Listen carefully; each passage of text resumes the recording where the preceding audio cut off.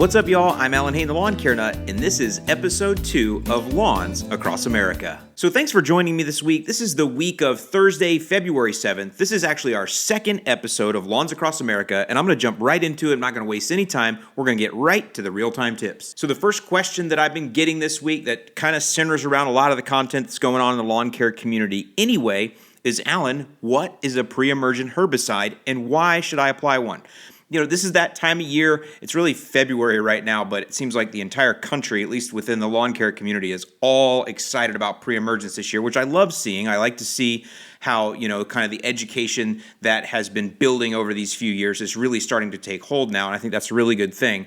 But I also want to caution some of you to back it down a little bit because you're just a little bit too early, and I don't want you to have any kind of like anxiety over pre-emergence this year. I mean, I like you to have a sense of urgency, but I don't want it to create anxiety within your soul. So also I realize, though, a lot of you guys up north, you know, your gray skies are starting to wane a little bit. If you're coming out of the polar vortex recently into some warm spells, I know you got outside a little bit because you've been trapped inside with cabin fever for so long. And like I mentioned, the gray skies might be waning. You get some blue days, you get some sun here and there, and it's really getting you excited and fired up. And then the other thing that happens is the change in the air. There's a smell in the air that comes in when you get those first little bits of spring. But I can tell you for a good number of you, you're still a far ways off. So I don't want to get you too excited, but I'm glad you have that sense of urgency. So pre-emergent herbicide. So it's an application that we recommend you put down in early spring and mid-spring typically. And the idea of a pre-emergent herbicide is it creates a barrier, a chemical barrier, I guess would be the most simplistic way to say it, right at the soil line. So that way that weeds and mostly weedy grasses that are going to germinate in spring and invade the lawn, they're not able to do that. They actually germinate, but they immediately die. And that's what the pre-emergent chemical or herbicide does, is it kills that young crabgrass plant for the most part. It kills that young crabgrass plant before it has a chance to see the light of day, literally. So the reason that a pre-emergent is important is because you're able to get it down before weeds infest. It's not a reactive strategy, it's actually a preventative strategy. And that's why it's so powerful, because you can actually start making strides in the lawn really, really early in the spring, and you're kind of preparing for that longer game that might come out in the summer. You're getting ahead of that. So again, with pre-emergent herbicides, there's 2 active ingredients that we mainly talk about, and those are prodiamine and dithiopyr. I know I pronounce it dithiopyr. I kind of do that on purpose because I pronounced it wrong, I think the first time on video many years ago. And I realized that, and I was like, you know what? I'm just going to own it, and I'm just going to stick with it. So if you want to be, you know, whatever, pronounce it dithiopyr. Let's tick off all the scientists out there. But anyway, dithiopyr and prodiamine. I'm going to get a sip of coffee here. Those are our 2 primary active ingredients you're going to look for. And one other one you might see is in Scott's Halts. It's called pendimethalin, but you're not going to typically find that anywhere else that I see, at least readily available to homeowners. So just worry about the dithiopyr and the prodiamine. Now, they're both the exact same mode of action, and you're typically going to get the same results out of either one. I know that last year I pushed this kind of regimented schedule in our pre-emergent guide, and it was successful, but I'm kind of dialing that back a little bit this year because I don't want people to have to buy so many products. Like if I recommend too many things, I mean, you guys could be sitting on bags and bags of stuff, you know, for a long period of time, and in the average that I've been dealing with, at least from working with you guys over the years, the average lawn size I've been working with is 5,000 square feet. So, you know, if you're buying a 50-pound bag of prodiamine, that's really a whole year's worth of treatments for you. And if I say, hey, you need to buy another alternative product, and it's not going to really make that much of a difference to you, I just don't know if that's the right thing to do. So either way, a fresh pre-emergent guide will be coming out to you in spring. I've been doing videos, or I say that a fresh pre-emergent guide will be coming out in the next couple weeks, hopefully in the next 7 days. However, I've been doing videos on the channel. If you haven't seen the Lawn Care Nut channel on YouTube, I've been doing a lot of videos there on pre-emergence, and then we're going to talk about them today. So again, prodiamine is the primary one we talk about. It is going to be the gold standard. You'll know that as a brand name called Barricade. It is the gold standard in the industry if you ask anybody. Why? It's because, number one, it's super affordable. It's easy to get. And you can get it in a granular form like we can get. Well, you can get all of them in granular form, but you can get this in a granular form. I can provide it to you. You can get it online very easily, and it's easy to apply. That's really the thing. The granular applications of prodiamine are fairly easy to apply, and the rates that you apply are pretty decent. 3 pounds per thousand is typically where you're going to be with that. So I know I'm overcomplicating this, but prodiamine is the gold standard. It's going to stick in the soil better. It works on a vapor barrier. That's kind of how it works. Creates a vapor barrier right at the edge of the soil line there. So again, when those young crabgrass plants germinate and they begin to hit that vapor barrier, it interrupts cell division in the young plant, and therefore it can't grow and it dies. So prodiamine works really, really well, and it sticks in the soil really well. It doesn't wash away as readily. Now, dithiopyr is not going to stick in the soil as well. It can be affected by a lot of rain. However, dithiopyr does have some post-emergent crabgrass efficacy, and what I mean by that is if some crabgrass has broken through, I'm not talking about the early germination time, I'm talking about broken through to literally to the light of day where it's coming out above the soil and it's getting some sunlight up to, I think, the second tiller. Dithiopyr can have some post-emergent activity on that if some gets away. So the other thing I've been hearing, though, is that mainly is going to come if you do it in a liquid form, liquid application with heavy surfactants. We don't typically do that as homeowners. In fact, I don't have any dithiopyr option for you that you could mix and make a liquid like a WDG type formulation. I don't have any of that for you because I just don't find any that's affordable enough. That's one of the drawbacks to dithiopyr is it is more expensive. Even in a granular form that you can get at the store, it's much more expensive. So what I'm getting at is the prodiamine is going to be a better product overall. They both have the same mode of action. The prodiamine is going to be a better product overall. It's readily available and it's cheaper. You do get that little advantage with the post-emergent activity with dithiopyr, but I don't know if it's worth the extra cost. And that's what I'm getting at, especially if you're listening to this podcast right now here in early February. All of you except South Texas and Florida, and we're going to get to the whole Lawns Across America in a minute, bear with me. But pretty much all of you are early enough that you can just choose prodiamine, do split apps, and you're going to be good. And I'm going to give you all of that information coming up in a free pre-emergent guide in the next week or so. The next thing I do want to talk about, so let me just reiterate there, and you guys will give me feedback on the podcast here if I'm getting too technical, if I'm rambling too much, if I'm talking too fast. I tend to just start going. I have my face in this stuff all week. I read so many labels on so many products every day because of questions I get and things like that, and that's how I learn actually. So if I do tend to talk a little bit much, I'll bear with me as I kind of get my rhythm here in the podcast. So with that, we've been talking a lot about pre-emergent, and we've been talking about then the timing of the pre-emergent. So there are 3 temperature milestones that I want to mention here, and they're important ones, but they're also, I don't want to be like so dogmatic about it again that people,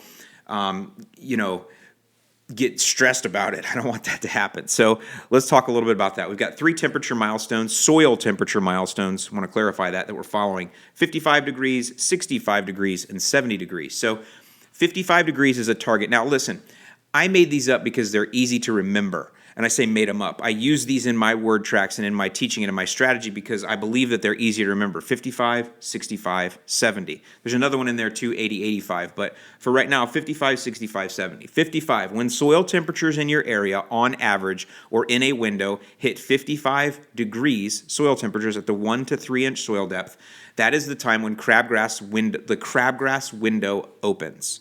Okay, and that's the thing I want to talk about and reiterate here too. These pre-emergents we're talking about, guys, they're mostly to prevent crabgrass. Annual bluegrass towards the fall, yes, but in spring, it's crabgrass is our number one main target.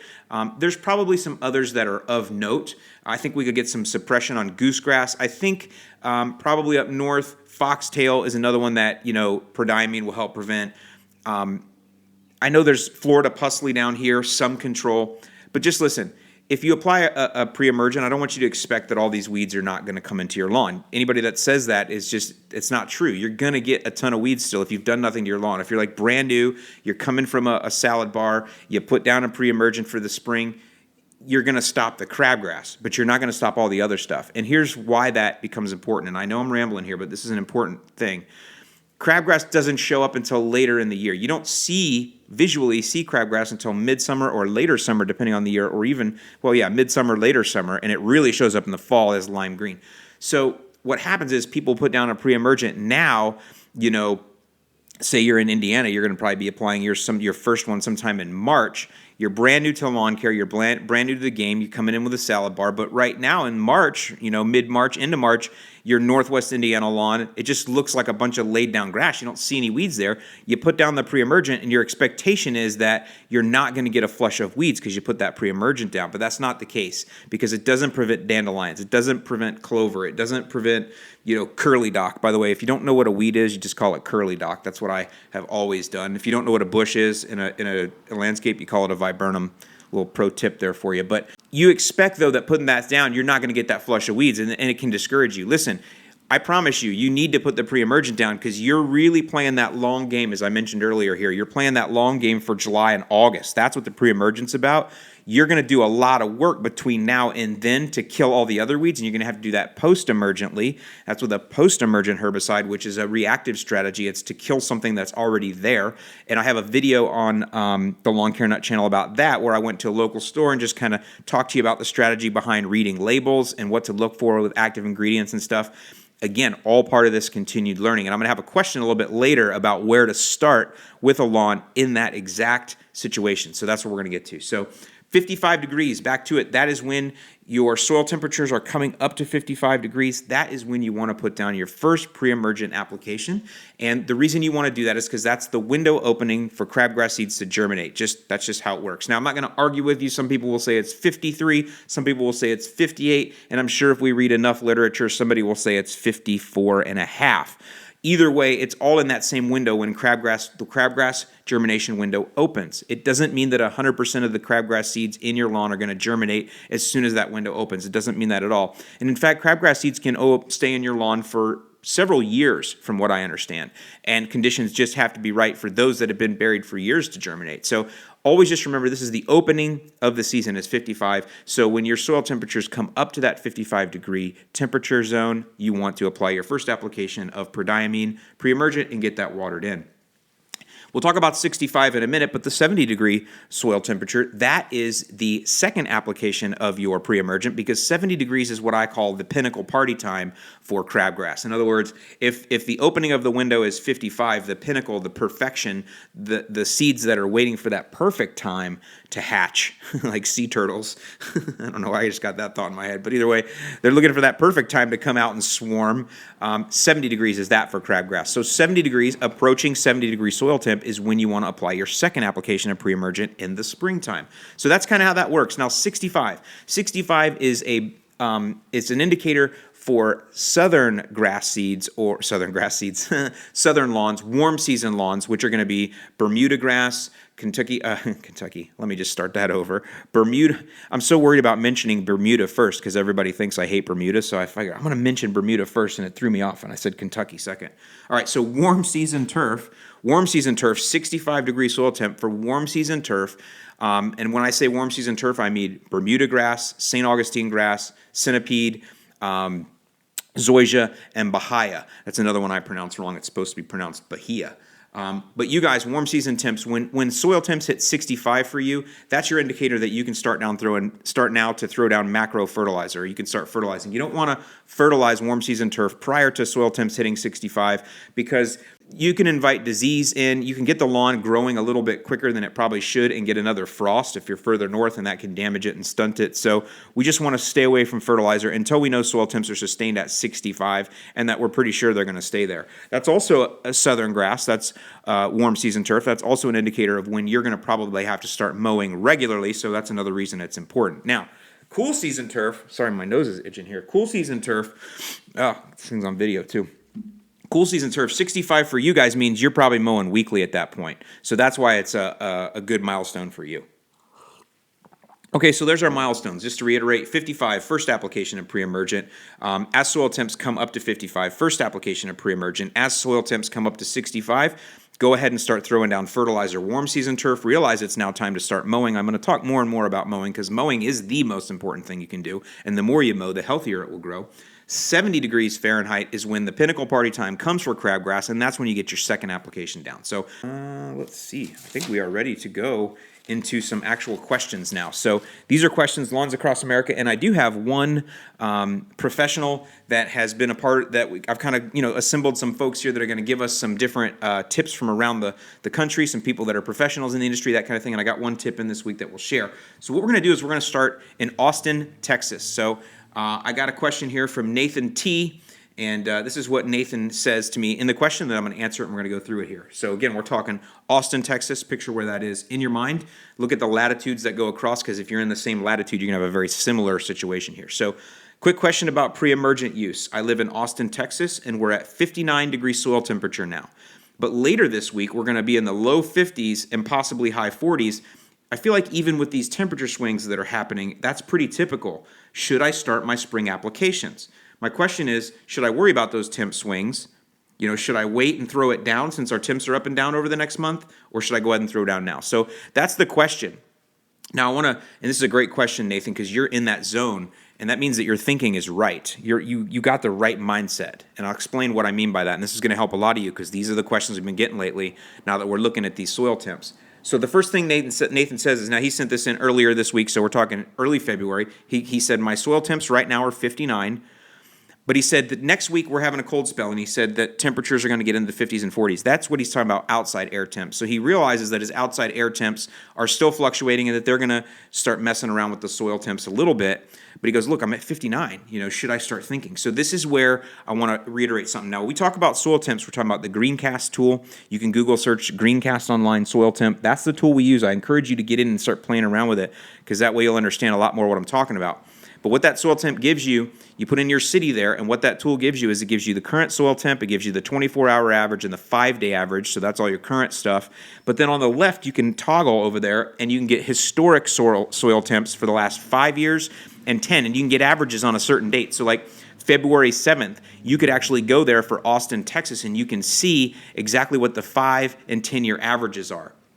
Now, what I'm going to do is talk a little bit about that, because right now I got another question here from another person in Austin that's very similar, and this is from Tom G, and here's what Tom G says. I got a question for you. Maybe this is in the pre-emergent email that I haven't finished reading yet, but I'm in Austin, Texas, and soil temps here got to almost 61. So I put down a liquid approdiamine, but it looks like the temps are going to go back down again. That's air temps. Is this okay, or am I going to have to do a reapplication? So those two things are similar. Our first question, right, that came from Nathan. Nathan actually is thinking it is time for me to apply because I can see where my soil temperatures are. And then the one we got here from Tom, he says I actually did apply, and did I get too early? So it's the same kind of thing. And here is the key. The key relies on the average soil temperatures. What are the average soil temperatures at that time of year? Because that's what we want to look at. When I say the average, I mean the average over the years. What is the average over the last 5 years for that time? Because that's our opening window. Yes, you can get the exact for today, and you can understand what you are today, but how does that compare to the averages over time? You want to use those two data points to kind of pinpoint the window a little bit better. You use actuals right now, and you use 5 and 10-year averages, and you use those two data points. I know I'm repeating myself because repetition is the key to learning. You use those two data points to pinpoint the best possible window. So let's look at Austin, Texas. I'm typing this in right now into the Greencast tool. I hope it works fast enough here. I'll take a sip of my coffee again. So I've just now put in Austin, Texas, and I'm actually doing this on February 6th. And I can see in Austin, Texas right now, the current soil temperature is 69 degrees. The 24-hour average has been 69.2, and the 5-day average has been 63.8. So that's a clue right there. We have 5 days now averaging 63.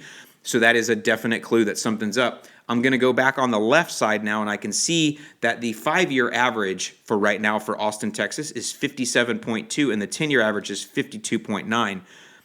So maybe the outliers that we're getting this year are throwing that 5-year average off a little bit at 57.2, but the 10-year is 52.9.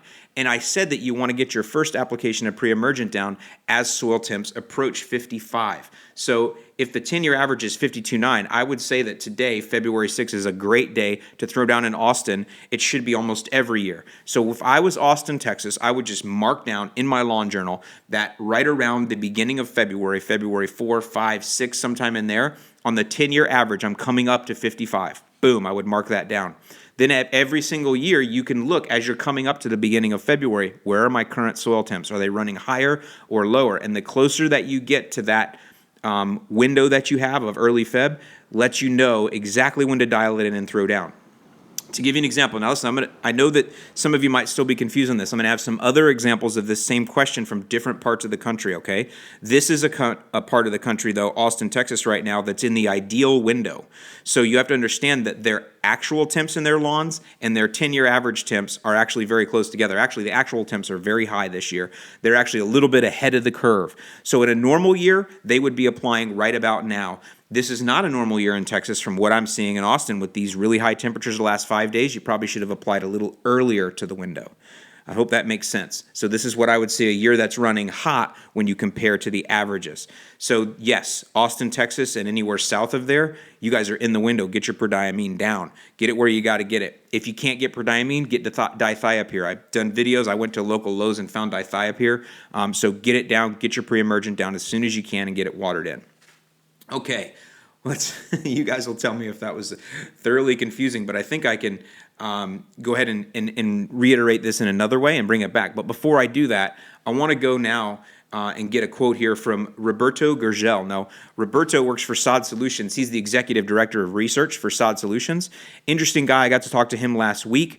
He is actually bringing us news right out of South Texas as well. But just to give you an idea of who Roberto is, he's the guy that cultivated or discovered, I'm not sure about the right term, but either way, he was working on a sod farm in Brazil, and he's the guy that actually discovered and cultivated Empire zoysia. What happened was the folks from Sod Solutions were down there, and what they were doing was they were just, I guess, down doing some networking, whatever, talking about St. Augustine grass at that particular sod farm. That's what they would do. Sod Solutions, they kind of have connections all over the world. They met Roberto there, though, and he said, hey, I got to show you this new zoysia that I'm working on. They saw it, and they were like, holy cow, this is what I want to bring to the United States. And they brought him and his grass type, Empire zoysia, to the United States. So I think that's pretty cool that this is the inventor, cultivator, discoverer, breeder. I'm not sure, Roberto, exactly what the right word is, but you invented this grass type. You brought it to the United States. Something Sod Solutions did. You guys know what I mean. Either way, that's super cool. So here's what Roberto says. I mean, this is an inventor of a grass type. I would think this guy knows what he's talking about. He says, I'm sending this update from South Texas where we have not seen the brutal temperature drops like other parts of the country. So that, of course, is referring to the polar vortex that happened a few days ago. He says most of the yards are still semi-dormant. Not too much grass growing, but getting ready to. With the wet conditions we've experienced, I'm predicting that a preventative fungicide application would be a good idea. And in fact, you may want to follow up 3 weeks later because a fungicide can only cover you for so long. That's from Roberto at Sod Solutions. So let's talk a little bit about that. We're going to talk about fungicides just quickly. Fungicides typically should be applied during times of seasonal transition, and that's what he's getting at here. And you guys, we just saw from soil temperatures in Austin, you're having a lot of unseasonably warm temperatures. I'm sure it's probably rainy and wet. All of those are things that can start bringing that disease triangle together where you could get an outbreak. So putting down a preventative application is good. Without spending too much time, I did go to Home Depot myself, and I looked at Disease X, Scott's Disease X. That is actually azoxystrobin is the active ingredient in that, is the exact same active ingredient percentage as Heritage, which is the more expensive, professional, I'm doing that in air quotes, professional formulation of azoxystrobin. So if you go to Home Depot or wherever you go to, get Disease X, put that down. It's a 2 pounds per thousand rate that'll cover you 5,000 square feet. And my local Home Depot is $20, I think. 10 pounds of azoxystrobin, 0.31%, 2 pounds per thousand is their preventative rate. 28 days coverage there, and that's $20. Yeah, so that'll get you 28 days coverage. Now, something you could do is you could follow up again, 3 weeks later, apply your first app, get it watered in, follow up 3 weeks later with another app of azoxystrobin, or you could do what my bulletproof strategy states, which is to bring in a different group fungicide, which would be propiconazole, or you could get Eagle, but propiconazole comes in these ready-to-spray, like hose-in sprayers from any Lowe's or Home Depot or Ace, and there's no shame in that game. Hook that puppy up to the hose-in sprayer, typically whatever it says they cover, 5,000 square feet, spray and pray away. So that could be your second app or your follow-up app 3 weeks later. That's a pretty decent way to come into a position of possible disease infestation with a protective, application. So that is what he's recommending there. So just something to think about, something to look at. But again, no need to buy a professional product if you want azoxystrobin, which is, kind of the class of the field right now. That's the fungicide that most people are using as their go-to. All right, what do we have next? I got a lot of background noise here, so I hope it's not throwing us off too much. Jacksonville, Florida. I looked at you real quick because, again, you're in that kind of similar latitude to where Austin is, and your actual soil temps average right now in 60. Am I looking at that right?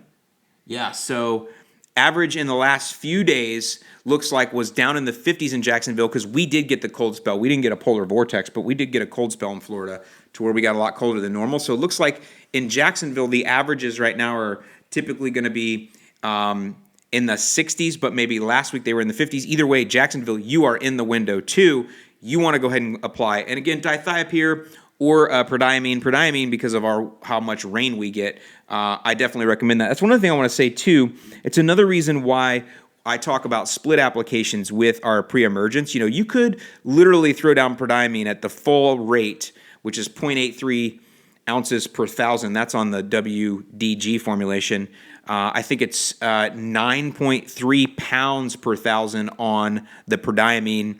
And I don't want to start quoting active ingredient percentages here, but either way, just as an example, you could throw down like 9 pounds per thousand of prodiamine in the beginning of the year, and you're supposed to get 6 to 8 month control out of that. But it's much better to go ahead and do a couple of applications, to split those up throughout the year. And that's why we call them split applications, and do 2 applications in the spring and maybe 1 in the fall. You're going to get the same coverage. The difference is you're splitting the applications up, so you're kind of reapplying. You're doubling down in a way in case something washed out somewhere around the edges. You got to let excess heat and some broke the vapor barrier down, whatever.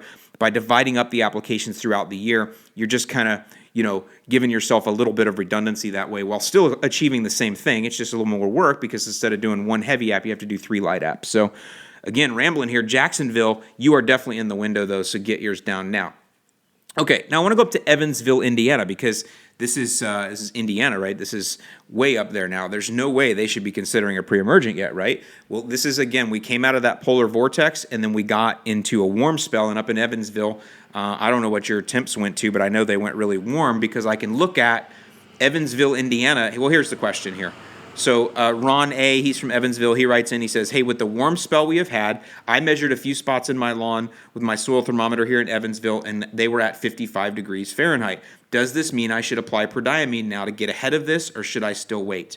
So this is a great one, right? So again, good job, Ron. You're thinking the right way. You're out there, you're looking, you're on it, you're vigilant. I like that. And this is where we want to look at then what are the averages for your area. We want to make sure we're not too much of an outlier here. So as I look at Evansville, I ran a quick soil temp here. The average soil temp in Evansville this time of year is like 35 or 36. So put that in your mind. Okay, that's your average. Over 10 years, the average right now is 35 or 36. So you clocked, if I look at the soil, if I look at the Greencast tool, it clocked a 51 one day in there as an actual, a 51. You clocked a 55 in your lawn. Get it? It makes sense. Good job kind of looking at those 2 data points there. So you're right. You clocked that 51, which would be approaching 55. So your question is, Al, do I go? And the answer is no, because your current of 55 that you got, or 51 that I can see on the Greencast tool, as opposed to the average, which is 35, that's too far of a gap right now. If you apply now, you're going to run out of efficacy too soon in the summer. That gap is too much. That gap from the 55 that you measured and the 35 average, it's way too far apart. Let's just pull up Evansville, Indiana. I really want to try to bring this home. Again, I'm sorry if this is not super clear, y'all. Okay, so we realize that right now, beginning of February, Evansville, I'm going to just reiterate this again. Evansville average right now at the beginning of February here on 2/6, the average for the last several years is like 35 degrees. Boom, that's what we're going with. 35 degrees average over the last 5 to 10 years, okay, at this time of year. However, there's a 51 being clocked there right now, as well as our guy here, Tom, he clocked a 55. I've already said that that's too far out. That's too big of a gap. So the answer is no. Even though you clocked that 51, 55, because that gap is so far apart between the average and the actual, I can promise you you're going to go back down. You're going to get more snow. You're going to get more ice. You're going to get more wind. Everything's going to go back down. You know it and I know it.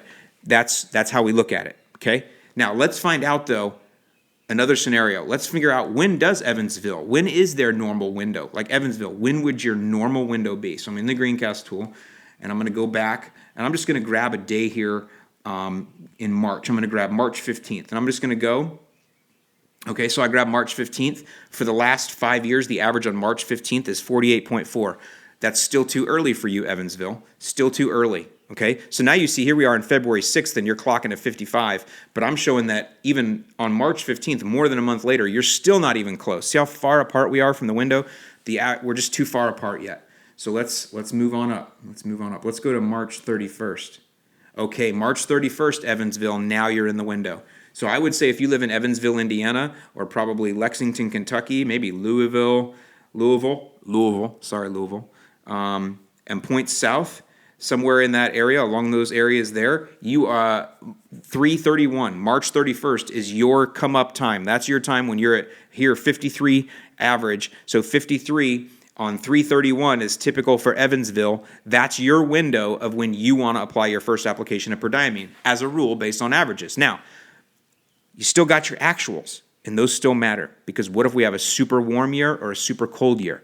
So if we have a super warm year, what that would mean is, let's say we know our temperature come up here is 331. That's our typical time we're going to apply our first application of prodiamine. But let's say you get to March 10th and all of a sudden there's a giant warm spell, and we know that the soil temperatures are surging and you can see it, and you're clocking temperatures once again at 55 already, but you're 2 weeks before the average window. What do? I would say go ahead and throw down, because you're closer now. Your gap between actual and average is much closer. It's within only a couple weeks, and that's when the actuals really become something that matters. That's when that data point matters. For right now, when you're this far out of the window, the data point that matters is the 5 and 10-year average, which according to Evansville, Indiana, is 331 of every year, March 31st. We're still far enough away. Go ahead and take your actuals. Make notes in your journal about it. Just understand that you did get some warm spells. They're outliers. They do affect things. Yes, some crabgrass can germinate, all of those things, but that's okay. That's just life. That's nature. That's how things work. That's why you have a strategy for post-emergent later. But you're far away. Now, as things get closer, as you get into March, I would say, beginning of March, that's when your actuals going to start coming into play. And if those actuals are tracking high at the beginning of March, I would say once you start getting closer and closer to that March 31 time frame, if actuals are tracking high, go ahead and throw her down. Now, if actuals are tracking unseasonably low, if you get to the beginning of March and actuals are tracking in the low 40s where they should be tracking somewhere in the high 40s, then maybe you want to hold off. Maybe you want to hold off because you're going to have an extended spring. See how that works? See how that strategy moves? That's some good stuff. We don't teach lawn care here. We preach it. All right. Get back to my tab here, and I got just a couple more questions, and I think we're going to get this thing wrapped up. Orange County, California. I don't want to forget you guys. Michael L. Okay, so this is one I wanted to bring out. Michael has a great question here, and this is for all of you guys, is what do I do? How do I start? And I know there's a lot of you that up until now, you've been non-starters. Some of you have been watching for a long time. You have all my guides. You have the confidence in your mind to do things, but you haven't taken action yet. It's been a non-start for you. This is your year. This is your year to start, okay? I promise you, it's going to be good. And this is Michael here, and this is exactly what he's saying. He goes, I live in Orange County, California, Garden Grove to be exact, and my backyard needs major work getting rid of the weeds. I followed you for several years, and now I'm ready to make the jump and transform my backyard. See, so he's just, and who knows why you don't get started. Sometimes you're working on the inside. You're remodeling your kitchen. That's your project for the year, right? So you're not going to get to the lawn. I get a lot of folks that are like that. So here it is. Whatever it is, you're taking action this year. So where do you start? Especially if you've been watching for a long time and you've been looking at that backyard every year and thinking, man, I want to get to it. Man, I want to get to it. And you don't. I can see it builds up. You're like, it's just like this giant wall in front of you. What do you do to jump over it, So he says, my question is, what is the best way to start this transformation, considering I have a 50-50 blend of weeds and grass, and I believe I have several different grasses growing. So here is exactly how you start. This goes for any of you guys. And Michael, I don't know what your current soil temps are out there, Orange County. Southern California has so many different microclimates, but either way, it doesn't matter what your grass type is. Here's where you start. This is for anybody. What you do first is you get down a pre-emergent herbicide, because just as we've been talking about, we want to prevent any further problems. I know that right now it looks terrible, but I don't want it to get any worse. So your first thing is, again, Soil Temps 55, pre-emergent herbicide. Your second thing is, once you start getting your regular mowing going, that's when I want you to go to the store, wherever store is easy for you, whatever big box, and pick up some over-the-counter weed control. Get a weed control concentrate, read the label, mix up 1 gallon of that weed control, and start spraying. I'm going to do videos on the Lawn Care Nut channel here showing you how to break open a cheap sprayer, how to spray, all that kind of stuff. But get out and spray weeds. Get out and learn how to spray and pray, because that weed control is going to kill some of what's there. That's number 2. Number 3 is I want you to get on a regular fertilizing program, and I want you to push the grass that's there. It's 50-50. I want you to push that grass as hard as you can. Let it get healthy. Let it start to take over as you prevent more weeds or weedy grasses with your preventative, and as you kill as many weeds as you can with your over-the-counter weed control. Now you're pushing your good grass. The other thing is I want you to get ready to mow, and I want you to mow every 4 to 5 days as if you can. Every 4 to 5 days, definitely every 6 or 7 days, but I want you to mow every 4 to 5 days as you can. The more that you mow, the healthier your lawn will grow. If you do those things, then you can re-strategize in a couple months. Once you get to the summer, you can go, all right, I've done this, this, and this, and my mowing is good. Here's where I'm at, because you'll have progress at that point.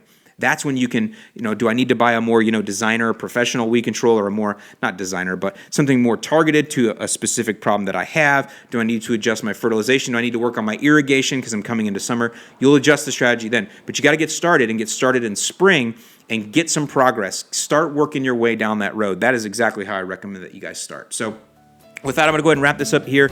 I really appreciate you guys joining me today. I really do ask for your feedback on the pace of this, on the sound of this. Did I talk too much? I really will try to take your feedback, and I really appreciate those of you that are willing to give me that feedback. As I learn a new style here, if you go back and look at my original YouTube videos, they were terrible. I'm assuming that someday we'll go back and look at these original podcasts and realize that they're not that good either. This is a different, medium for me, so I want to make sure that those of you who prefer to consume content this way, that I'm delivering it in a way, that is pleasing to your ears, I guess would be the best way to say it. So with that, lots of opportunities to get more content. Visit my website, thelawncarenut.com. Sign up for the weekly email. It all complements this podcast here, and also our channel, The Lawn Care Nut. So with that, I would really like to thank you all for joining. I don't have a sign off here yet. So with that, I guess I'll say good night and good lawns.